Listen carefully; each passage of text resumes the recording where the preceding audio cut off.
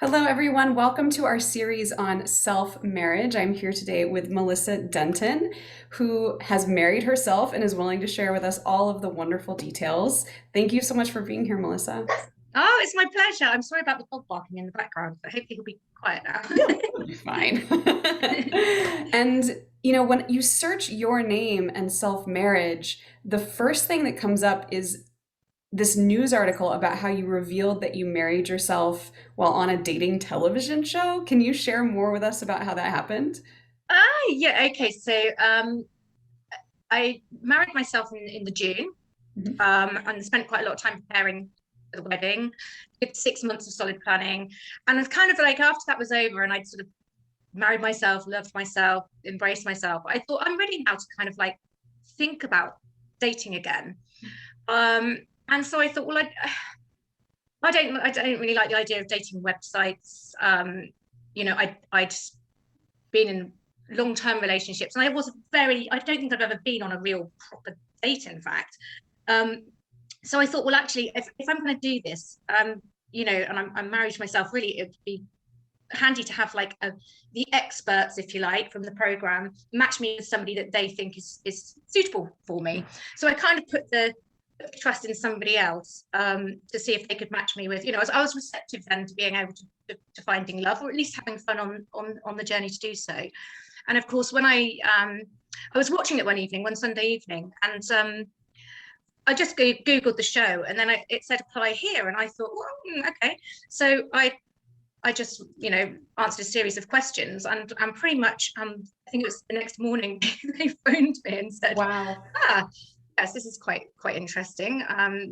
You married yourself, and then yeah, so it kind of went from there. So that's how it all happened, really. Yeah. So long story short, I then ended up going on the show and then revealing to my date that I'd married myself. And he was really strangely receptive, which was nice because I hadn't really thought about the possibilities that somebody might find it unusual or think it's crazy, because to me it's not.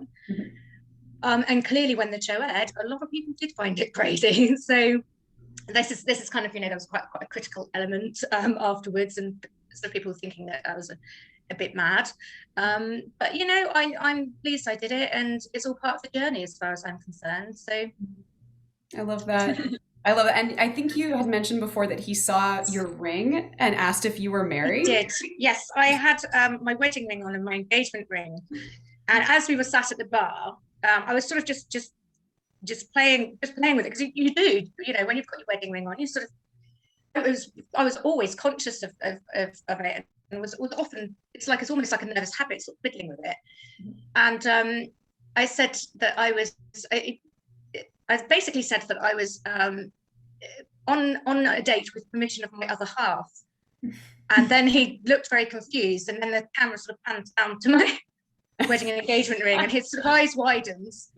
And I think it then cut to a commercial break. And then when it came back, I sort of said, my other half is me, I married myself.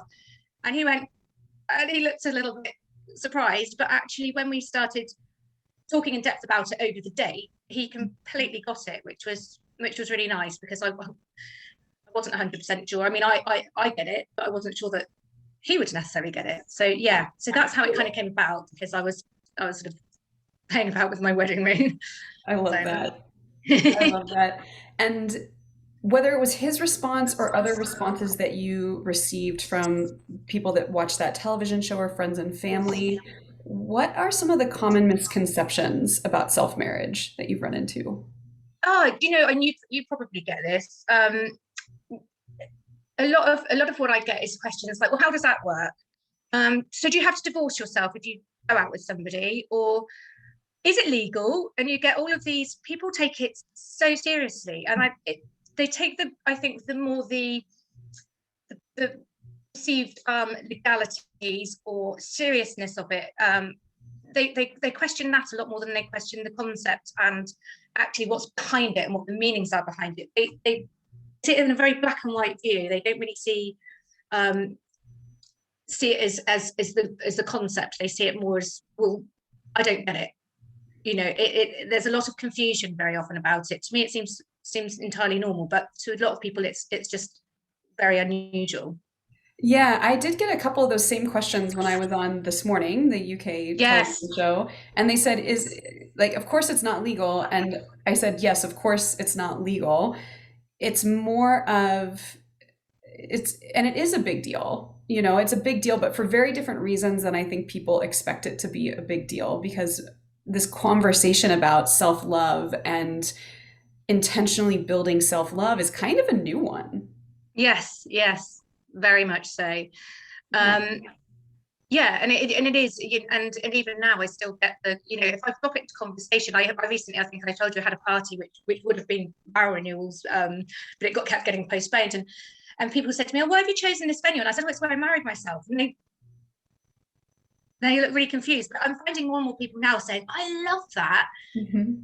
When you explain it and you go into detail, and it's always a great dinner party story as well, isn't it? When you sort of It like go into certainly it. is.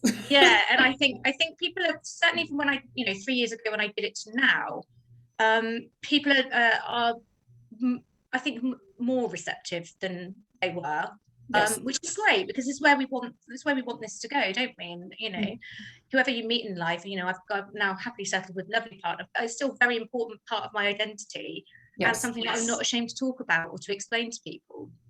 That's And I think right. that's really important. Yeah. That's right. I think it is the direction that a lot of society is going. I don't anticipate that in the next 10 years everybody's going to marry themselves. And I No. anticipate that it could become the sort of beautiful landmark tradition that helps you ritualize the experience of Mm. loving yourself more and thinking more about that and having a day that's designated to celebrating it. Yeah, absolutely. Mhm. Absolutely. So take us back to when you decided to marry yourself. What inspired you? I can tell you the exact dates. It was uh, January the 17th. And on the Christmas Eve, previously, I'd been dumped by text from a long term boyfriend. I'd been with him 6 years. And it was always, I mean, he lived an hour away. We didn't see each other particularly often. It was quite a sort of soul destroying relationship in many ways. In fact, that I would give, and there was very little received. In fact, I probably didn't value myself Mm. enough to have accepted to have been treated that way for so long. Um, and so when he sent this text, rather than fight for it like I always had done, obviously, I went, okay, this is enough now. So I kind of accepted it. And then he said, well, I'll come down and I'll drop off this, this, and this. And I said, no, I don't want it. And I left it at that. And then I thought, blimey, this really is it now, right? This really is over. And I think I grieved over that Christmas. All my friends were doing things. I was on my own with the kids and I saw my mum, but I was in very much almost like couldn't eat, couldn't sleep. And I knew it was the best thing to not be together, but I was still going through that process, if you like. Mhm. And then I went, and I'm glad because I had two weeks off work, which gave me time to sort of process it. But it was a very lonely time and place for me. And you know what it's like in January. There's that sort of post-Christmas blue funk anyway. Yeah. And I was sat at my desk and it was January the 17th. And I thought, I'd always said to myself that I wanted to get married on the 1st of June 2018 because 1618 is 1.618 is the golden ratio. So What the is the first, golden ratio? the golden ratio is what it's fascinating to Google, but it's a guy called Fibonacci, I think, came up with the golden ratio, and everything in the Mhm. universe conspires to this magic number. Everything down to the eye of a tornado, to a snail shell, to they use it very much in marketing and advertising. It's a golden ratio, and Hmm. in fact, Angelina Jolie's face apparently is works to this golden ratio. So Wow. it's fascinating, and I've always said I'm going to get married on that day because it only comes around once every 1,000 years. So I thought, and I said to myself, well, I always used to say that I'd get married, and what's stopping me do it? And I didn't have anyone to marry, and I thought this is the perfect expression of self-love, and it's about me, and it's a really auspicious to get married. And if I haven't got somebody to marry, I will marry myself. And I thought, and do you know what? And it sounds a bit silly, but I sort of thought this to me it seemed like a lucky day, Mm. and I thought this day could potentially change my life. I had this sort of weird, bizarre sort of feeling of serendipity, like it was meant to be. Yeah. And so I went onto Amazon and I got myself a £20 blingy engagement ring. I think I had two or three in the end because it kept breaking. Oh I no. remember being somewhere on a train and people kept looking at my ring thinking, oh, that's a bit of a rock. But actually, it was only £20. Um, I and when it arrived, I got down on one knee at my desk and said in front of my purchasing team, Mel, will you marry yourself or will you marry me? And I said, yes, yes, I will. It was all a bit tongue in cheek, but I proposed to myself and everyone was like, woo. Wait, So this was in the office where in you my were office, working? yeah, in the office, yeah. And And just then I suddenly, did started, anyone know this was going to happen? no, I'd been talking about it. But when the ring arrived, I literally just took it out of the box and down on one knee and just did it there and then. It's just a no-brainer to me. And then over the course of the next 5-6 months, I was about so January to June. So yeah, we're looking for what, 5 months. I threw myself. I was on different websites, Amazon, AliExpress, all of these different websites, buying garlands, flowers, bunting, table decorations, you name it. I just went all out. I booked a venue. I booked my DJ. I booked my karaoke, a band. I catered for everybody. So I did all of the catering myself. I did a vegan feast for about 130 Oh my people. gosh. I know. I look back on it and I think now I was almost on a high.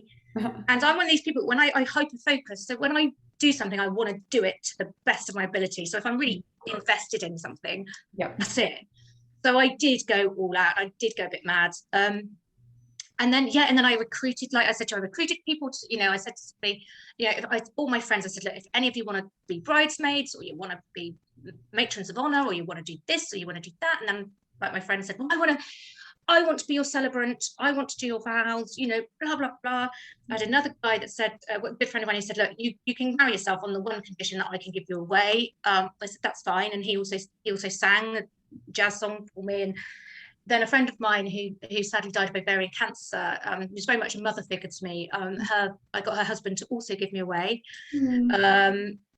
My maid of honor was her daughter as well. So everybody had like a little, if they wanted a role to play, I sort of made it about everyone else as well. And I said, if you want to be a part of this, you choose what you want to do, and that's absolutely fine with me. And that's kind of how it all went about. And it was like a quite collective effort in a way. Like everyone just got on board, and as mad as they all thought it was, everyone was getting really excited about it. And because they were getting excited, I was, my enthusiasm was kind of like then sweeping them up in it, and it just became this sort of big. Everyone was like, "This is just, it's going to be the best party ever," and it just sort of rocketed from there, really. And as the months wore on, it all fell into place. And I can honestly say, I was probably nervous on the morning, but I just had this big thing. What's meant to be is meant to be, and I'm just going to go with the flow, and I'm going to enjoy every single moment, which is what I did ultimately, and it was brilliant. That is such a beautiful story because I think when people decide to marry themselves, there's a lot of fear around who am I going to invite? Is anybody going to get it? And you had 130 people at your wedding. I just put it out there, and I just said to everybody, please come along. It's going to be one big party, and who doesn't love a party? So you're going to get lots of free food. I also did free drink. When I renewed my vows, I actually hired in a bar because I provided all the drink with the first one. Of course, everybody was like, it was I had prosecco on the tables, and I did jugs of Pimm's. So we had a few sort of very tipsy people around 5, because I got married at 4 p.m. and about 5:30, I think one of my friend's husbands had a whole jug of Pimm's, and he was just like, oh. but it was just and the day was beautiful. It was warm. It was perfect is the only way I can describe it. I'm going to share some of the photos that you sent to me, just pulling them up. Okay, I don't know what I've done to my screen. I've got you up, but I can't see me, but I'm sure it'll. Oh, there I am. There you are. And yes. So tell us what each of these photos is. I'll show a few. What is going on in this photo? Okay, I'm just trying to get that out of the way so I can see it. So this is so do you see the little podium there? Yes. That's where so the lady behind me in the back dress holding the piece of paper, that's my celebrant, Kate. And so this is just after I'd said my vows, and I'm walking down back through the guests, and they're throwing confetti on me. I don't know if you guys have that in America, but it's really common here to throw like petals or confetti. Yes, Right, yes. yes. So that's me with my bouquet and in my dress with my tiara, and they're all cheering and clapping and throwing confetti at me. And behind me there, you've got my little bridesmaids. I had two little bridesmaids as well. Yeah, so that's that photo, just as I've said my vows and I'm coming back through. Beautiful. I remember my heels sticking in the grass. Oh, that is always the challenge. And then apparently I can't just go to the next photo. So there we go. Yes, this is my two little bridesmaids. So that is Beautiful. Chloe and Ruby. Oh, In fact, I saw them a few days ago, and they've grown so much since then. oh, But their yeah, they flower loved it. crowns are just gorgeous. Yeah. And then last photo we've got here. This is me singing karaoke. So that's I'm singing Chesney Hawkes' "I Am the One and Only," which is also what I walked down the aisle to. I thought there was a sort of slight tongue-in-cheek irony about, I am the one and only. This is all about me. So I just thought, you know what, I generally will do anything for a bit of a giggle, and I thought, oh, let's get the party started. So I got up and I sang Chesney Hawkes' "I Am the One and Only" to everybody. So And then beautiful. all the kids got up, started singing. So yeah, and then so we started with karaoke and at the DJ, and then later on in the evening I had a live band. And yes, the party ended, I think, about midnight in the end. So it went on for a good sort of 6 or 7 hours of yeah, food, drink, singing, and dancing. Nice. A true extensive, thorough celebration of self-love.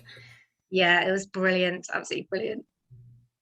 All right, and I was clicking on the stop. There we go. So, one of the things that you shared with me is that you didn't write your vows, and people can stress out so much about their vows that I thought this was a very important point. Your friend and the woman who married you to yourself took on that task. What was You it did, like yeah. having someone else write your vows? Oh, do you know, I didn't generally stress about much anyway, but it was quite nice not having to even think about that. Yes. She's very eloquent and she's very funny, so I knew that whatever she wrote would be lovely. And she enlisted some of my other friends as well, and they all sort of chipped in with different vows that pertain to me. Like I think I said to you, I have to turn my heating off in the summer because I'm terrible for keeping my central heating on all the time. It's going on a date once a month, treating myself to that handbag and shoes whenever I fancy, Mm, along with some slightly more serious ones. But and I will send you the vows as soon as I get an opportunity. But it was really nice because I didn't know what I was going to be saying. I could have been walking into the Lion's Den. I could have been saying anything. But they did a really good job. And actually, my advice would be to anybody that's worrying about that side of things, that absolutely outsource whatever you can, because people love to help. And if yes. they love you, they that part of that, them loving you as a friend, is that they want to help and show that, have a role within the day. And one thing I was quite I really stressed to everybody is, if you want to play a role, do whatever you want, because the more help the better. Yes. And as much as it was about me, it was about celebrating my friendships and the people that mean most to me, because if they're on board with it, I knew that they are real friends and they Mm, really care because they got it. So it kind of strengthens a lot of friendships that I feel, which we, yeah. yeah, As with any pivotal moment, right? You really see in those yes, moments who rises up and supports you and who kind of absolutely, yeah, disappears into the absolutely, back. yeah, yeah. It's a great way of not only learning to love yourself, but seeing who in your life genuinely loves you as Mm, well, if that makes any sense. yeah, and can love you even through the things that they're like, "Ooh, I don't completely understand this yet, and I'm going to choose to trust you and love you and Yes, yes, and enjoy exactly. all the free food and drink." Yes, I'm sure that helped. Yes. And you had mentioned a few important players in the wedding, your children Yep. and also your mom. And I resonated a lot with the story about your mom because I also worried about sharing this with my mom, and it took her a Yes. little while to Yeah. get on board. Yes. She didn't understand it. So tell us a little bit about the roles that those two different, your kids and your mom played. Well, my kids, I think, have always known me as being a little bit batty or a little bit mad. They weren't at all surprised, and they I mean, I think as far as they were concerned, I think just the whole idea, you know, they could, all their friends could come. They were like, it's a party, you know, something to look forward to. Um, they were really on board with it.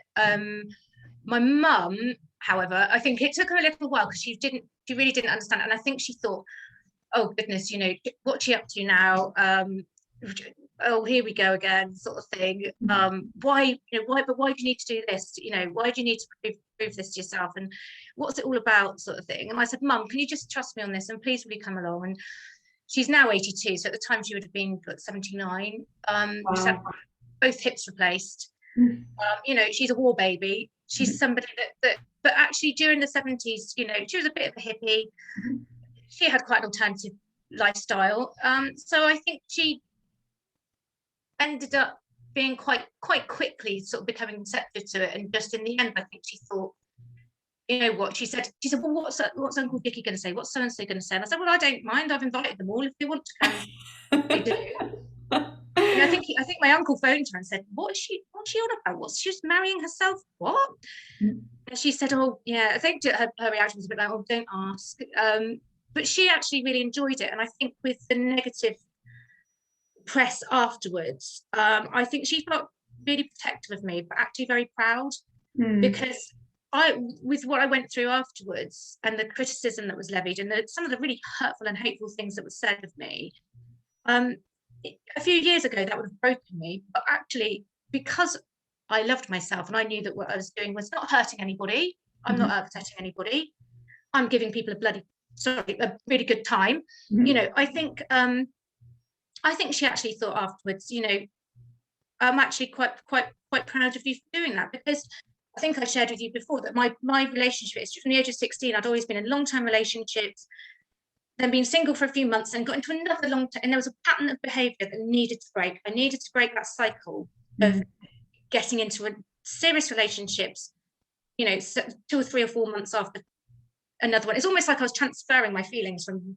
one partner and then they'd go on to the next. And I was always putting them on a pedestal. And I thought, no, I need to, I felt like I'd given so much in relationships. I had to give that back to myself so that I could be strong. And having been through that and done that, when I got the horrible comments, I was strong enough to overcome them and to not, because I think it takes a really strong character to deal with that level of vitriol. Yeah. And it not affect your confidence. And I can honestly say, hand on heart, although it was upsetting, it did not destroy me as it would have done a few years ago.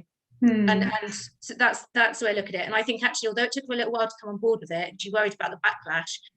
She actually, I think, looked back on that day and is still very proud of, you know, of the effort and the time and energy that I put into it, and not just for myself, but for everybody that turns up and enjoyed themselves.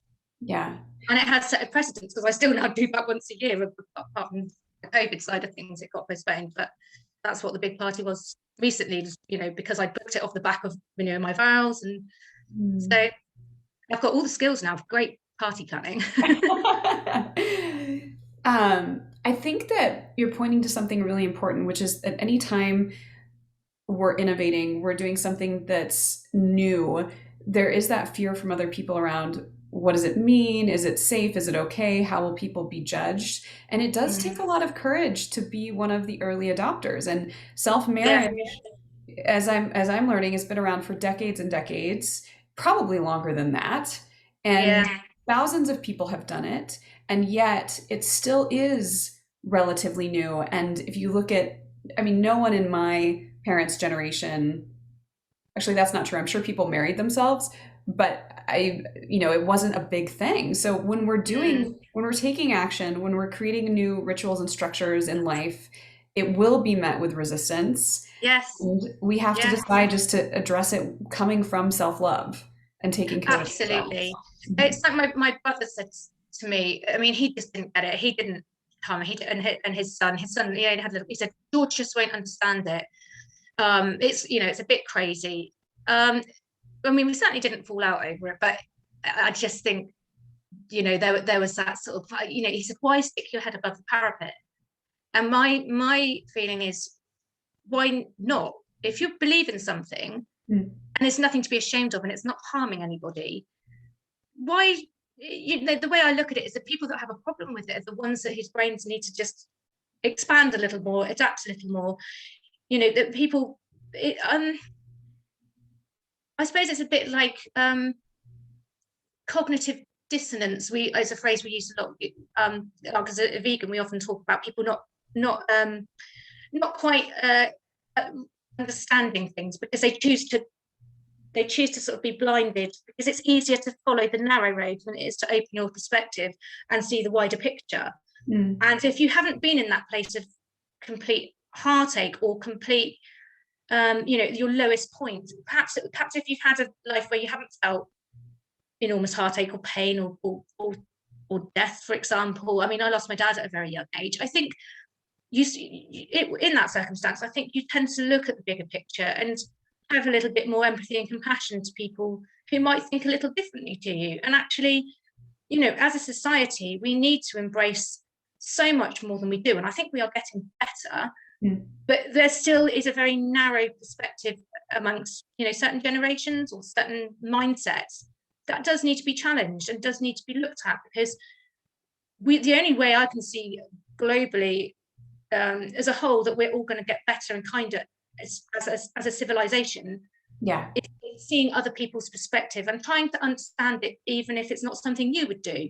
Because just because my best friend wouldn't do that doesn't mean I love her any less, and just because I would do that doesn't mean she loves me any less. And that's how we should be. We should adopt that philosophy, that each to their own, and if they're not harming and they're celebrating their love with other people, there is absolutely no harm in spreading the love. That's right. In whatever form you do it. And if it's self-marriage, then I don't see what the problem is. Absolutely. I said waffling on there for a little bit. No, it's great. I was soaking it in. And you said that every year you have a vow renewal. Is that? I did this the second year I did, and I had like a masquerade ball theme, so I provided masks for everybody, made it a little bit kind of different, because I thought, you never know, people might find love at my self-marriage. So I renewed my vows for the second year. The following year, COVID hit, so I had to postpone. And then this year we did the party, but I didn't renew my vows this year because I thought people might be getting a bit bored of it. But like I said, I did tell them all the reason we're here. The reason this venue is because this is where I married myself. But now that it's kind of like a joint summer bash, we called it. But yeah, I hope that every year I'll do something to celebrate just that moment in time, which that venue, if they let me back. We were there quite late, because it is a special place to me now. It has become a special place because that's where I sort of feel like I discovered my self-worth in a very strange way, and how much my life has changed as a consequence of it. In so many ways. Yeah. And let's talk more about that. You had said that marrying yourself prepared you for your next relationship. How was that? Well, I then obviously afterwards I sort of thought, right, what can I do next? And I went on the dating show because I then became receptive to finding love. I spent a period of time on my own, and I thought I will put my trust, like I said, in the experts. Sadly, that didn't work out, but we've gained friendship, and then I thought do you know what? Up until a year ago, I was 2.5 years very happily single, or over 2 years very happily single. In fact, to the point where I thought, oh, do you know what? I'm just so happy on my own. I don't think I ever want to live with anyone again or have a serious relationship. I was so content. But then my partner's actually somebody I've known for 28 years, an old friend, who'd been living away and had come back due to COVID, had relocated back to where we live in Weymouth, and he popped over for a barbecue and started helping out with some little bits around the house, and now we're together. But it was completely unexpected. And I think the beautiful thing about that is that we've been such good friends all of that time, and I've now found love with somebody that I've known 28 years or however long it's been. Yeah, it's like 17, I think, or however old I was when I first met in 16. So yeah, I can't do the maths, but we've known each other a long time. And does it feel like your self-marriage prepared you to be in this new relationship at all? Yes, because I know my worth and I know how I deserve to be treated. Mm. Whereas before I would have put up with a lot. And because he's one of my best friends and always has been a good friend, we've always had that level of respect for each other as friends, Yeah. which is now sort of transferred into our relationship. Because obviously, like any couple, will have our moments, but we learn to communicate brilliantly. Mm. We learn to we value our own space, but we value our times together. We have a lot of fun together, and we have a very similar mindset. And he gets all, he's fully supportive of the whole self marriage thing.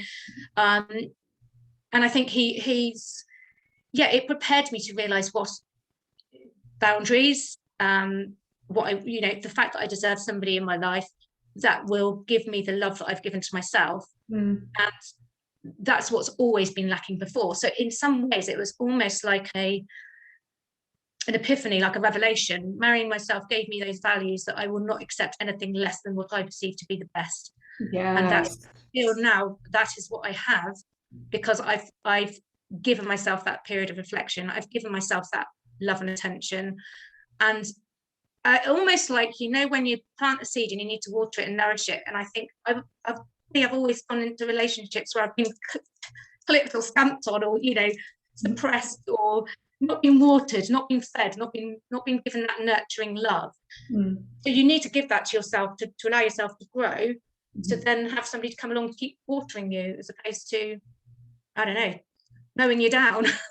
Yeah, yeah. I get that you become a great partner to yourself so that when another person comes in, it's just it supports with the growth, but the growth is already Yes, happening. exactly. Whereas before I hadn't given myself that opportunity to grow, because I'd always been sort of bouncing from one relationship to another, and not understanding Mm. fully what my needs were, because I was always concentrating on the needs of the other person, not myself. So I was giving, giving, giving. And I think that's a really common trait with men and women, with everybody. I think it's quite easy to get into that habit of giving everything to the other person, and neglecting your own needs. But if you fulfill those needs yourself over a period of time, self-reflection, and, for example, a ceremony, marrying yourself, throwing yourself into all of that, then it does give you that time to realize what your boundaries are and what your worth is. And for me, and it might seem extreme for other people, but for me, I had to do that in order to have that personal growth and to develop, as I have done, into somebody that does realize my worth and know that I am good enough, Mhm. and that I do, I think everyone has moments of, insecurities, self-doubts, wobbles. But I think when you do something like that and you experience the support on one hand and the backlash on the other, Mhm. you then know, you then you have given all the tools in that one simple act to be able to Yes. deal with what life throws at you, because you deal with the extreme of hatred, and in some cases vitriol, the terrible comments, but also the absolute glow of love and support from the people that mean most to you, which is Mm.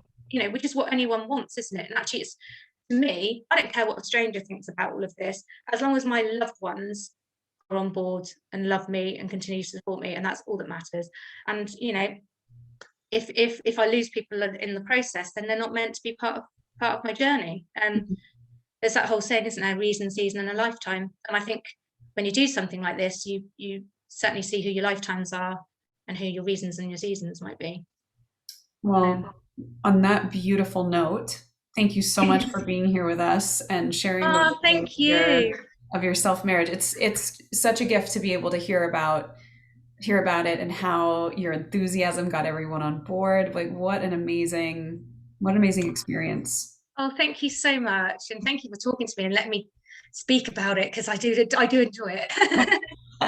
You might have guessed it's one subject I get quite infused about. But I think if my one piece of advice would be for anybody, if they're contemplating doing it, just do it, because it will Mhm. change your life for the better, and it's like a life audit. You realize your self-worth, and you know who should not be in your life as a consequence. So, Yes. and it's definitely something I would advocate. I love it. You heard it here, listeners, viewers. Like if you're thinking about it, just go for it. Do it. Absolutely.